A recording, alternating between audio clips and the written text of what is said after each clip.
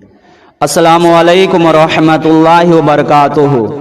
الحمدللہ رب العالمین والصلاۃ والسلام علی رسولہ الکریم، اما بعد۔ ناظرین کرام، میں آپ کے سامنے جو موضوع لے کر حاضر ہوا ہوں وہ میرا موضوع یہ میسج 10 لوگوں کو بھیجو، تم کو بڑی خوشخبری ملے گی۔ میں آپ سے ایک سوال کرنا چاہتا ہوں، کیا 1400 سال پہلے موبائل یا میسج ہوتے تھے؟ اگر ہاں تو اس کا ثبوت پیش کریں، اگر نہیں تو بتاؤ یہ کس حدیث سے پڑھائے ہو کہ ایک میسج 10 لوگوں کو سینڈ کرنے سے، 10 لوگوں کو بھیجنے سے جنت واجب ہوتی ہے؟ یہ کہاں سے سن لیا کہ 15 لوگوں کو میسج بھیجنے سے مراد پوری ہوتی ہے؟ یہ کس کتاب سے پڑھ لیا کہ مہینے کی خبر دینے سے دوزخ کی آگ حرام ہوتی ہے؟ یہ کس نے کہا کہ کمنٹ میں اللہ لکھنے سے ثواب ملتا ہے؟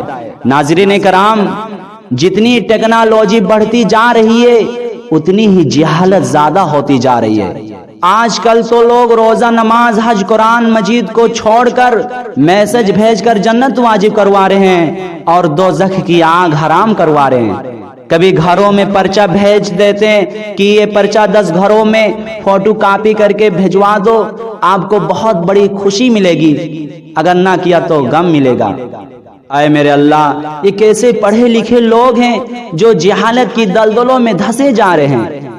ناظرین کرام، کیا فرشتے آپ کے مرنے کے بعد آپ کا ہاتھ پکڑ کر کہیں گے جاؤ جنت میں؟ آپ سب سے زیادہ میسج بھیجتے تھے اور مہینے کی خوشخبری دیتے تھے۔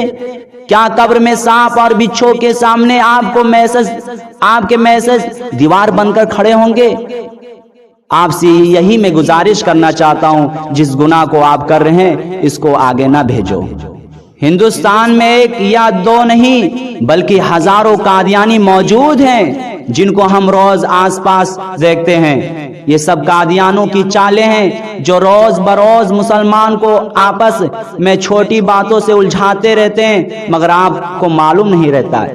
کیا آپ نے اسلام کی کتابیں نہیں پڑھی؟ کیا آپ نے کبھی قرآن پاک کا ترجمہ نہیں پڑھا؟ کیا آپ نے کبھی کوئی حدیث پڑھی یا سنی نہیں جو آپ نے قادیانوں کی بہکاؤ میں آئے ہو؟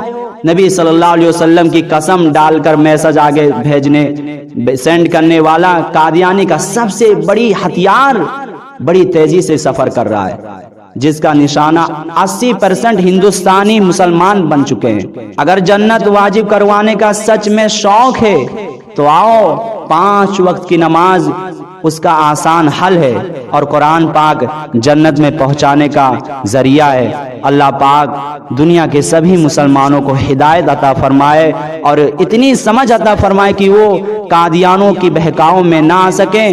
آمین ثم آمین۔ والسلام علیکم ورحمۃ اللہ وبرکاتہ۔